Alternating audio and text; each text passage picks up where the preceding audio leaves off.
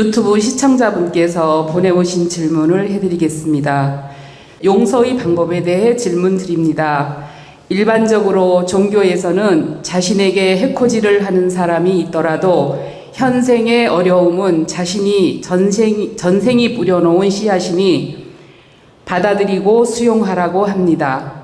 자신의 장래를 위해 선업을 쌓고 까르마를 탕감할 수 있는 기회이니 무조건 용서하라고 합니다. 가령 한 개인의 재산을 부당한 방법으로 교묘하게 강탈해 가거나 여러 사람들이 있는 자리에서 의도적으로 모욕을 주는 정신적인 폭력을 행사하거나 극단적으로 부모나 가족에게 신체적 상해 또는 죽음까지 몰고 가는 사람도 용서를 해야 한다는 생각으로 가만히 혼자 마음을 다스리려는 노력만 하면서 잊혀지기를 기다리며 시간을 보내는 것이 옳은 방법인지요. 사람에 따라서는 용서 관련 종교적 교리나 높은 가르침을 따르려다가 정신분열 증세를 일으킬 수도 있고 우울증이 오게 될 수도 있을 것 같습니다. 그리고 그렇게 악행을 한 상대편은 종교나 높은 가르침대로라면 마땅히 그에 맞는 대가를 치러야 할 것 같은데 아무 일 없이 잘 지내게 되다 보니 그 사람의 이러한 악행을 더 부추기고 재발시키도록 유도하게 되는 결과를 초래하기도 할 것 같습니다. 자신에게 정신적, 물리적으로 가해 행위를 하는 사람에게 어느 정도까지 맞서서 행동을 해야 하는지요. 또 일반인들이 용서 관련 종교적 교리나 높은 가르침을 따르려는 것이 현실적으로 가능한지요.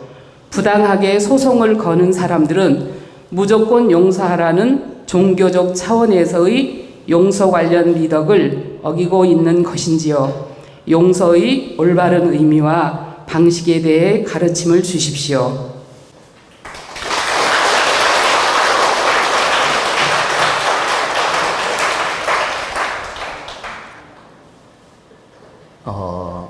용서와 이해, 또 용서와 사랑, 또 용서와 배려, 이런 거룩한 말들이 이 사회에 많이 나와 있고, 또 저 또한 시집에 그런 용서와 이해라는 그런 제목으로 글을 쓴 적도 있습니다.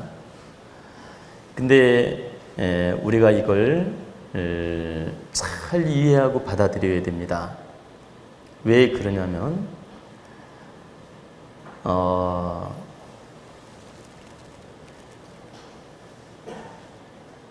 좀 더 고차원적으로 이걸 이해를 하는 방법이 있고, 또 일반 대중적으로 이해하는 용서와 이해라는 방법이 있어요. 이 두 가지를 분리해서 제가 여러분한테 깨우침을 드릴 거니까 이것을 잘 이해를 하시면 여러분들은 오늘 큰 깨달음을 얻을 수 있습니다. 그러니까 좀 더 고차원적인 제가 용서와 이해에 대해서 설명을 해드릴 거고, 일반 국민이 이해하는, 상식이 이해하는 그런 정도 선에서도 제가 깨우침을 드릴 거라는 뜻이에요. 그러면 일단 좀 더 고차원적인 이야기부터 해보겠습니다. 우리는 많은 사람들한테 상처를 받고 원망을 받고 아픔을 겪을 때 맞짱을 떠서 그 싸움질을 하거나 원을 풀거나 원망을 하거나 싸워서 이기거나 지거나 이런 싸움 게임을 늘 하게 됩니다. 그런데 이걸 냉철한 잣대로 바라보면 우리 인간에게는 용서할 권리가 없습니다. 그러니까 용서라는 단어는 있는데 용서할 권리가 없다. 이해가 안 되죠, 잘? 다시 이해가 되게끔 말씀드릴게요. 너한테 어떤 미션이 오고 아픔이 오고 원망이 오고 억울함이 오고 배신감이 오고 상처가 올 때는 반드시 전생 과보가 있든 현생 과보가 있든 나로부터 인연이 빚어진 거기 때문에 당연히 올 게 왔기 때문에 네가 용서할 권리가 없다는 뜻이에요. 당연히 올 게 왔기 때문에 너한테 용서할 그런 자격이 없다. 권리가 없다. 이건 하느님의 지금 잣대로 지금 이야기하는 거예요. 아픔을 줄 때도 인연법으로 왔고 괴로움도 인연법으로 왔고 싸움질도 인연법으로 왔는데 원인이 어디서부터 시작돼? 나로부터 시작된 거예요. 응? 남편이 바람을 폈어도 내가 그 남자 만났으니까 바람 핀 거 아니야. 그 꼴을 보는 거 아니냐 이 말이에요. 내 말은. 그 남자 안 만났으면 그 꼴 안 볼 거 아니에요. 예를 들면 근본이 나로부터 시작이 됐기 때문에 옳게 온 것이기 때문에 나한테는 용서할 권리도 없고 그런 자격이 없다. 모든 건 네 책임이다 이 소리예요. 모든 건 네 책임이기 때문에 네 책임으로 받아들여서 방법을 찾아야 되고 해결을 해야 되고 싸우든 안 싸우든 봐주든 안 봐주든 이건 네가 책임지고 해결해야 될 일이지 용서라는 단어를 함부로 쓸 수 없다 이 소리예요. 근본이 너로부터 시작됐으니까. 그래서 하느님이 큰 아픔을 줄 때도 깨우침으로 오는 것이고 큰 억울함도 깨우침으로 오는 것이고 큰 괴로움도 인연 과보로 깨우침으로 오는 것이다.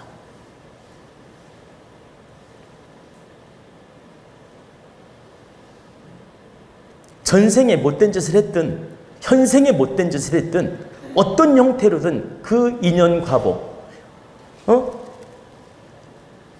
모든 과보에 의해서 빚어지는 일이기 때문에 네가 용서할 권리가 없는 것이다.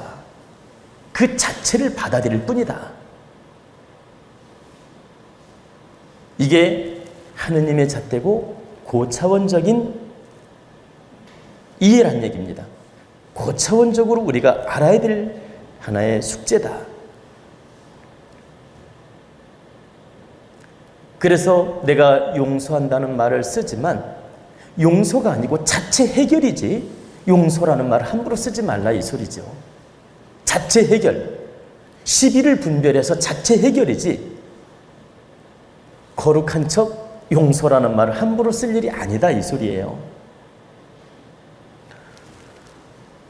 그래서 하늘의 잣대, 큰 거시적인 잣대로 본다면 용서라는 단어는 있지만 너한테는 용서할 권리도 없고 그런 권한도 없고 그렇게 용서라는 말을 쓰면서 할 행위 없다. 이게 바로 크게 우리가 분별을 하면 크게 이치를 들여다보면 그렇다는 뜻입니다. 여러분들이 좀 이해가 되시나요? 네. 좀 더 이해를 돕기 위해서 하나 예를 들어볼게요. 내가 남편하고 살다가 너무너무 이렇게 힘들었어요. 이렇게 살다가 너무너무 힘들어가지고 이제 이혼을 하게 됐는데 이혼하고 나니까 너무너무 억울한 거야. 왜 억울하냐? 저 인간이 바람 펴가지고 열받아가지고 이혼했는데 저 인간은 잘 살고 나는 어렵고 응? 그리고 저 인간은 딴 여자 만나가지고 룰루랄라 살고 나는 혼자 싱글로 있고 그러니까 가만히 보니까 막 너무 억울한 거야. 이게 용서가 안 되는 거야. 막말로 괘씸하기도 하고 분하기도 하고 용서가 안 돼. 그러면 용서도 안 되고 억울하기도 하고 분하기도 하고 이런 말을 분명히 한다는 얘기죠. 이런 일을 겪었을 때. 근데 그 인연법을 들여다보면 이 부인이 전생에 이 남편한테 그와 같은 못된 짓을 했든 억울한 짓을 했든 이런 인연 과보가 반드시 있었다. 근데 돌고 돌아서 그 빚을 지금 갚을 뿐이에요. 근데 이분은 전생도 모르고 자기가 남편 대우를 어떻게 했는지도 몰라. 오직 결과만 가지고 지금 따지는 거야. 내가 남편이 바람필 수밖에 행동을 하지 않았나 돌아보지 않는다라는 거죠. 응? 다시 말하면 남편이 와도 온동만동, 또 잠자리를 요구해도 거절하고, 보세요. 그리고 밥도 제대로 안 챙겨주고. 근데 어느 날 너무너무 잘해주는 여자가 나타난 거야. 그래 혹 했어, 혹. 그래가지고 바람을 딱 폈어. 들켰어. 응? 그래가지고 이제 막 그게 억울하지 않습니까? 그러면 전생 과보도 있고 현생에 자기가 행을 바르게 못해서 이런 결과가 왔다라고 생각을 해야 되는데 그 생각은 다 차치하고 오직 이 결론만 가지고 따진다 이 얘기입니다. 당신은 날 배신했어. 어떤 년하고 바람 폈어. 응? 당신은 나쁜 놈이야. 이러면서 원망을 하고 용서를 해야 되나 말아야 되나 이 고민을 한다라는 거죠. 근데 책임이 어디 있습니까? 근본적으로 알고 보면 나한테 있었고 그 인연을 불러온 것도 나한테 있었어요. 현재 결과를 가지고 이분은 생각하지만 그 근본을 들여다보니까 모든 현상들이 나한테 있었던 거야. 근데 이걸 깨우치지 못하다 보니까 용서니 아니니 배려니 아니니 원망이니 용서니 이런 말을 하는 거죠.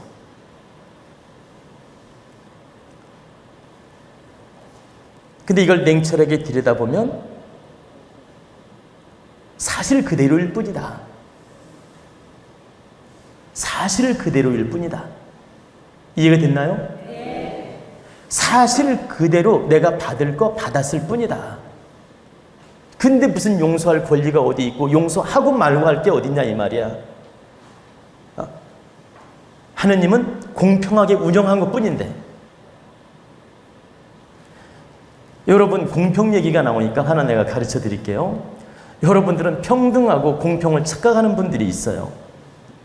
뭐 남녀 평등하다 이런 말 하잖아요. 평등하고 공평을 착각하는 분들이 있는데 공평하고 평등은 엄연한 차이가 있어요.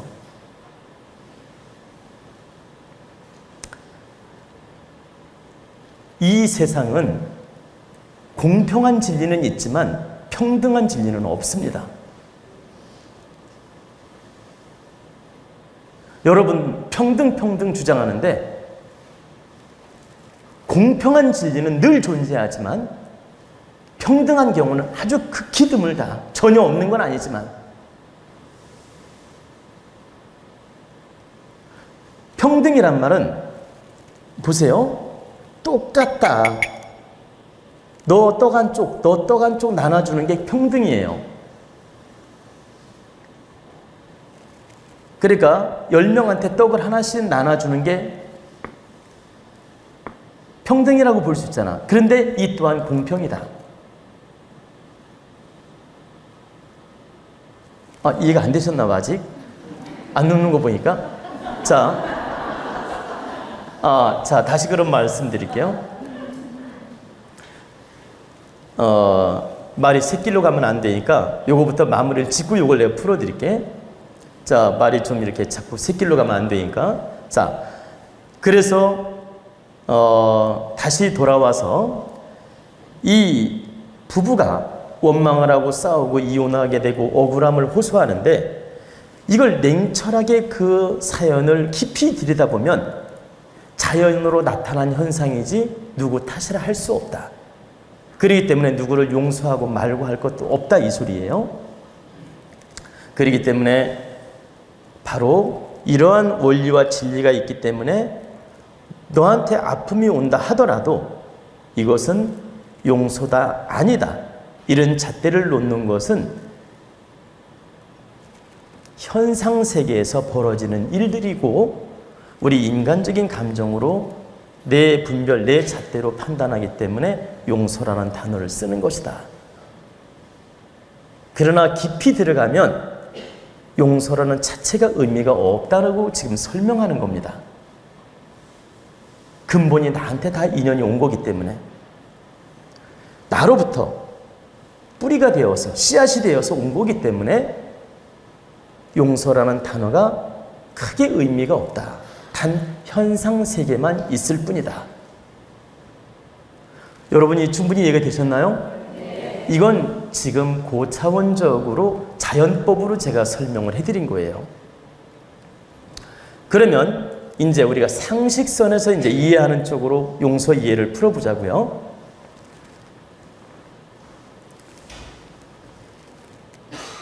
이 세상은 하느님이 만들 때 30%는 너에게 운영권을 줬다고 했죠. 네가 나 뺨 한 대 때리면 너도 나도 때릴 수 있고, 네가 나한테 욕하면 나도 욕할 수 있고, 내 돈 훔쳐가면 소송할 수도 있고, 우리 집에서 소 한 마리 훔쳐가면 소도둑놈으로 고발을 할 수도 있고, 내가 억울하게 폭행을 당하면 고발할 수 있는 이런 특권을 하느님은 주었어요. 이 세상을 만들 때 30% 운영권을 줄 때 니들이 시비를 분별하고 잘하고 못하는 걸 분별하고 남을 이롭게 하는지 억울하게 하는지 이걸 분별해서 상보를 정해놓고 용서냐 아니냐, 고발을 하냐 아니냐, 소송을 하냐 아니냐, 이 법칙을 정해놓고 우리를 그 속에 딱 가다 놓고 살게 만들어 놓은 겁니다.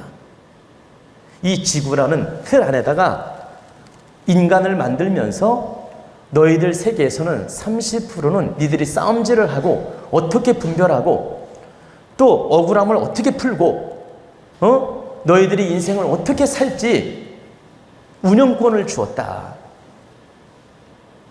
근데 그 운영권을 주면서 어떻게 하느님이 상벌 문제나 억울한 문제나 용서 문제를 풀게 했느냐? 인간의 잣대로 억울하면 징벌을 하고, 억울하면 고소도 하고, 억울하면 재판도 하고, 남편이 바람피면 뺨때기도 때릴 수 있고, 마누라가 바람피면 좀 심한 말로 폭행을 쓰면 안 되겠지만 억울함을 표할 수도 있다. 예를 들면 이게 우리 인생사의 규칙이고 법칙이고 운영하는 방법이라는 거예요. 우리는 이 속에 살고 있다. 내가 늘 남녀관계를 자꾸 예를 드는데 이해가 쉬워서 남녀관계 예를 드는 거예요. 그거 하고 싶어서가 아니라 이해가 쉬워서 부인이 봐봐요. 직장에 나갔다 오는데 직장에 나갔다 이제 힘들게 일하고 오는데 남편이 집에서 빈둥빈둥 놀고 있어. 근데 그것만으로도 너무 억울해. 근데 어느 날 보니까 어떤 여자랑 있지? 커피 마시고 놀고 있네. 아니 그러면 그걸 보면서 우리 영감님, 우리 남편, 내가 저거 용서해야 돼. 에? 이런 마음이 생길 수 있으며 그대로 용서해주고 봐주는 게 맞냐? 아니다. 쫓아가서 멱살을 잡든 머리끄댕이를 잡든 어떤 방법으로든지 해결을 하는 게 맞는 거예요. 맞다는 표현은 제가 말씀드리는 건 이 현상 세계에서 시비곡직을 만들어 놓고 서로가 분별을 하고 서로가 해결을 하고 이런 방법론을 법으로도 만들어 놨고 인간의 감정으로도 만들어 놨고 시비곡직을 따지면서 살게끔 인생 틀을 만들어 놨다. 하느님이 만들 때 근데 이 틀이 몇 프로냐? 30%라는 거예요. 30% 운영권을 주었다. 근데 우리는 이 30%를 운영하면서 늘 인간의 감정으로 분별하고 판단한다. 네가 나한테 욕했어? 네가 나한테 억울하게 했어? 우리 부모님한테 가해를 했어? 그리고 우리 형제들한테 못되게 했어? 우리 남편에게 못되게 했어? 우리 마누라를 욕보였어? 이렇게 분별을 하고 따지고 원망도 하고 싸움질도 하고 이러는데 이 그물 속에 걸려들 수밖에 없게끔 하느님이 구조를 만들어 놨고 그 속에서 너희들이 바르게 풀어가라고 이 30% 그물을 딱 쳐놨다. 그래 우리 사람들은 그 속에서 지금 살고 있고 이 방식대로 분별을 하고 있고 이 방식대로 풀어나가고 있다는 거죠. 그럼 이게 꼭 나쁘냐? 이 육신을 가진 지구상의 인간은 못 벗어난다 이걸. 선각자가 되거나 부처님처럼 깨달음을 얻어서 우리 중생심을 벗어날 때는 가능해. 이게 왜? 70% 받아온 것으로 돌아가기 때문에 본성으로 돌아가기 때문에 우리 참나로 돌아가기 때문에 가능하다 이 말이에요. 원소가 어떻게 만들어졌는지 자연의 진리가 어떻게 만들어졌는지 우리 인간이 어떻게 만들어졌는지 원리를 깨닫는 순간 내가 70% 본연의 감정으로 돌아가기 때문에 벗어날 수가 있다. 원망도 벗어날 수 있고 미움도 벗어날 수 있고 용서라는 자체를 벗어날 수 있다는 거죠. 근데 우리 사람들은 전부 30% 그물을 쳐놓은데 안에서 살고 있기 때문에 시비를 분별할 수밖에 없고 억울함도 분별할 수밖에 없고 용서라는 단어를 쓸 수밖에 없고 용서를 할 건 해야 된다는 거예요. 또 안 할 건 안 해야 되고 그럼 어떤 부분을 해야 되고 어떤 부분을 안 하느냐? 내가 질량이 높을수록 용서를 많이 하게 되고 내가 질량이 모자랄수록 용서를 많이 못하게 돼 있어요. 여러분 마음 공부하고 깨우치고 내가 마음이 여유로워지고 너그러워지면 어때요? 누가 어깨를 툭 치고 가더라도 아 저분이 실수로 어깨를 치고 갔구나 이러면서 봐줘. 그런데 마음 공부가 전혀 안 돼 있어. 뭐야? 그리고 어떤 사람이 실수로 발을 확 밟은 거야. 그러니까 앞에 사람이 미안하다 그래. 그래 발이 아파. 그러기는 해도 저 사람이 미안하다 하니까 금방 용서하고 마음 공부가 된 사람은 이게 내 실수고 내 과거구나. 내가 뭔가 잘못한 게 있어서 하느님이 이렇게 깨우쳐 주었구나. 탁 받아들이고 용서를 해. 근데 성격이 모자라거나 지혜가 모자라거나 질량이 낮은 사람은 어때? 이제 아프니까 뭐야 실수를 하고 남의 발을 밟고 이렇게 나를 괴롭혀? 당신도 한번 밟혀봐.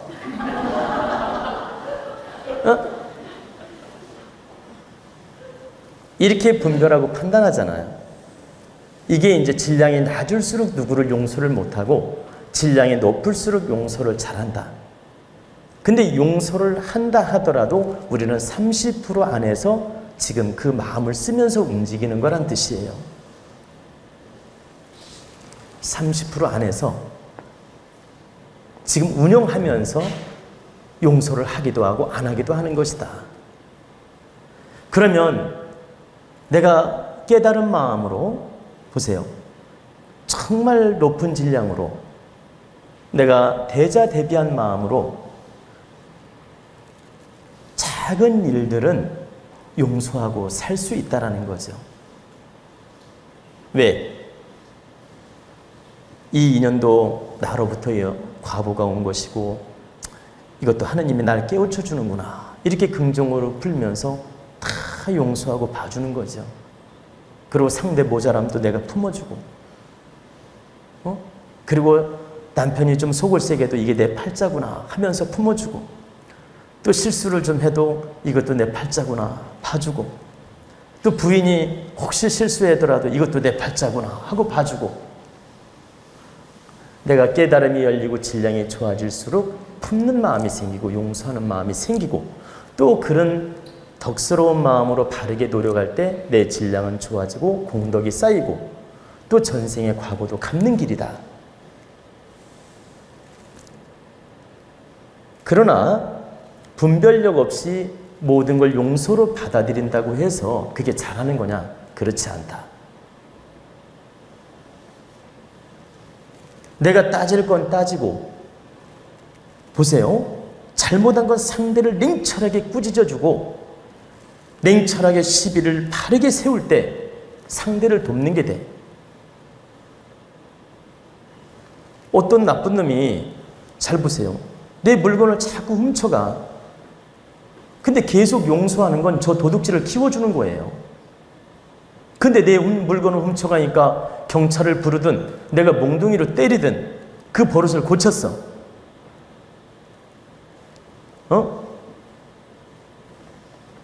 법적으로 처리를 하든 민법으로 처리를 하든 사람 힘으로 처리를 하든 그 버릇을 고쳤을 때 그 상대도 득이 되고 나도 득이 되는 거예요. 근데 분별력 없이 저 사람이 나에게 위해를 가하고 우리 집안에 억울한 일을 자꾸 만들고 뭐라고 할까, 이치에 안 맞게 행동하는데 나는 그냥 자비로 용서할 거야.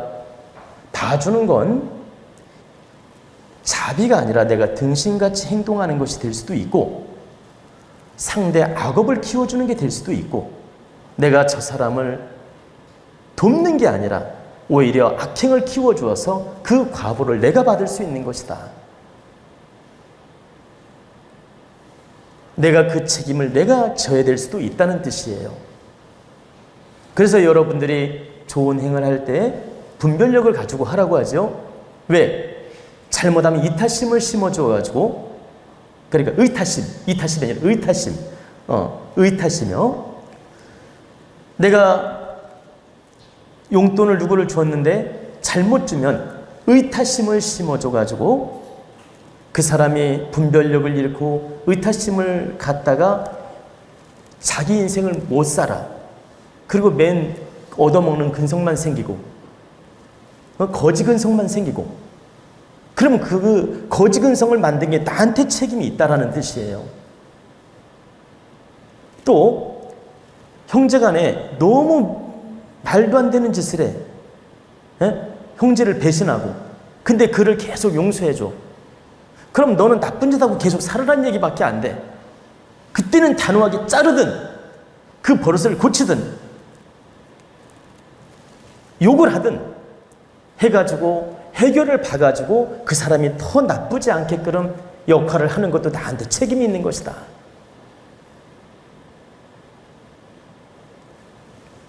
단호하게 분별을 해서 끊을 건 끊고 법적으로 처리할 건 처리하고 내가 용서할 수 있는 건 용서하고, 이걸 바르게 분별해서 인간 세계에 맞게 노력하는 것 또한 하느님이 특권을 준 것이며 이렇게 바르게 행하는 게 맞다는 뜻이에요. 그런데 너무 사사건건 이해도 할 줄 모르고 용서도 할 줄 모르고 모든 걸 시비곡직을 가리면서 살면 그 탁한 에너지들이 그 부딪히는 에너지들이, 그 탁한 기운들이 상대도 치고 나도 친다. 계속 싸우는 마음, 용서를 못하고 막 사사건건 시비를 따져가지고 이렇게 자비심이 없을 때는 그 탁한 기운이 모아져가지고 상대도 득되지 않고 나도 득되지 않다라는 거예요. 그렇기 때문에 우리가 용서할 수 있는 범주 안에서는 이해도 하고 용서도 하고 품어줄 건 품어주고 이런 노력은 반드시 필요하고, 상식에 안 맞을 때는 응징도 하고 법적으로 처리도 하고 싸울 건 싸우고, 그래서 더 악이 성장하지 않도록 노력하는 것도 여러분들의 책임이고, 그렇게 하는 것이 바르게 처신하는 것이다. 그래서 아까 어떤 분이 법적으로 뭐 소송을 하는 것도 받아줘야 되냐, 용서해야 되냐? 아닙니다. 상대가 불법으로 나한테 소송을 걸면 끝장을 보면서라도 이겨야 돼요.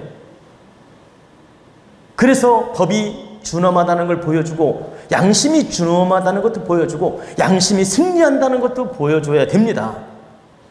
그게 여러분이 바르게 사는 것이지, 뭐 불법에서 자비를 베풀어라, 적도 원수도 용서해라 하니까 다 내가 포용하고 다 용서하고 등신처럼 하는 짓이 잘하는 게 아니다. 하느님은 30% 다른 분별로 살으라고 운영권을 주었다고 했지 않습니까?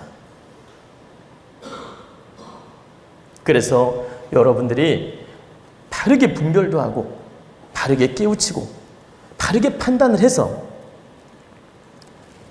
내가 포용하고 용서할 건지, 이걸 냉철한 분별의 잣대로 처벌을 하든, 이걸 냉철하게 뭐라고 할까, 시비곡직을 따질 건지, 이런 건 여러분들이 바르게 공부해서 지혜를 얻어서 현명하게 대처하는 것이 여러분들의 책임이고 여러분들의 능력이고 여러분들의 수준이다.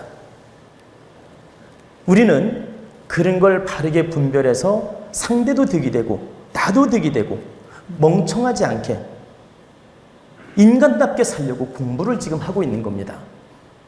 이래도 흥, 저래도 흥, 이렇게 바보처럼 살려고 공부하는 게 아니에요. 냉철한 지식을 가지고, 냉철한 분별력을 가지고, 냉철한 깨우침을 가지고 아주 가장 적절하게 용서할 때는 용서도 하고, 품어줄 때는 품어도 주고, 또 냉철하게 응징할 때는 응징도 할 수 있는 능력을 갖추기 위해서 여러분들이 공부하는 것이다. 그래서 내가 무조건 양보하는 사람이 돼야 되겠다, 무조건 도둑놈도 봐줘야 되겠다, 이런 생각은 가질 필요 없다. 하느님이 내가 도둑놈을 응징한다고 해서 벌을 주느냐? 그렇지 않아요. 잘못된 놈은 처단을 해야만이 그게 바르게 행하는 거란 얘기입니다. 전자는 전자 용서 이해를 풀어드린 건 이 세상을 살면서 시비곡직을 분별하고 바르게 판단하고 현명하게 대처하는 건 인간 세계로서 당연히 해야 될 일이고 30% 운영권을 주었으며 당연히 그 분별심으로 살아야 된다, 이 뜻이고, 지금 제가 이렇게 설명드린 건, 근데 아까 처음에 고차원적인 설명이란 뜻은 이조차도 근본을 들여다보면 다 너한테 책임이 있는 것이다. 그러니 분별은 바르게 하고 대응은 바르게 하되 내 마음 한구석에서는 모든 걸 내 책임으로 돌리는 마음으로 우리는 깨우치고 노력해야 된다, 이 뜻입니다. 마음 깊은 곳에서는 누구 탓도 아니다, 이건 다 내 탓이다.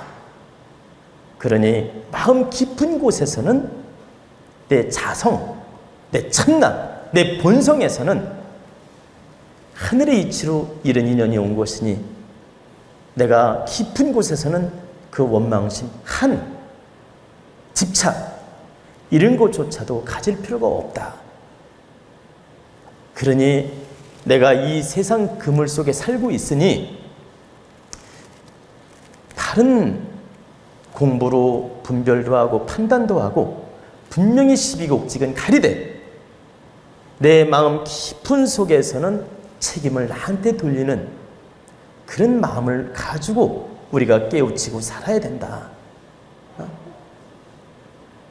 용서할 수 있는 특권조차 없는데 나는 그 용서를 하고 있구나. 잘 한번 생각해 봐요. 나는 누구를 용서할 수 있는 특권조차 없는데 나는 지금 용서를 하고 있구나. 한번 생각해 보세요. 내가 용서를 했다고 하면 조금 억울함이 있어요. 용서하면서. 여러분 잘 생각해 봐. 누구를 용서해. 그럼 용서한다는 마음이 있으면 용서하면서 억울함이 깔려 있다고.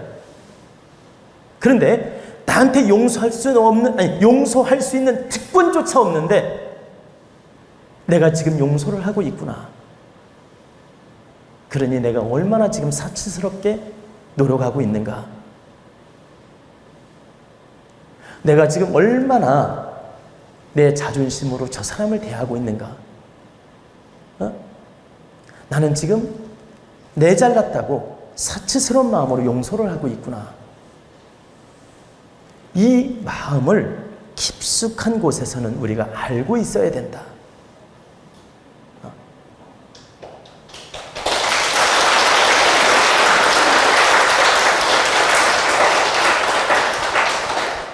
마음 깊숙한 곳에서 이 깨우침을 얻고 그 다음에 분별을 해서 용서도 하고 그 다음에 품어주기도 하면 마음이 훨씬 가벼워지고 용서할 때도 진정으로 용서를 하게 돼요. 근데 내가 용서하면서 큰 자비를 베푼 것처럼 생각을 하면 찌꺼기가 남아있다. 근데 나는 그 권한조차 없는 사람이 지금 자비로 용서를 하고 있구나. 그러면 찌꺼기가 남을까요? 안 남을까요? 아니, 대답해봐요. 그래서 우리가 두 가지를 마음속으로 이해하고 받아들이고 용서를 하더라도 하는 뜻입니다. 그래야 진짜 바르게 용서하는 게 된다. 그래야 찌꺼기 없이 용서가 된다. 그리고 사람들을 대할 때 바르게 대할 수가 있고. 이해가 되십니까?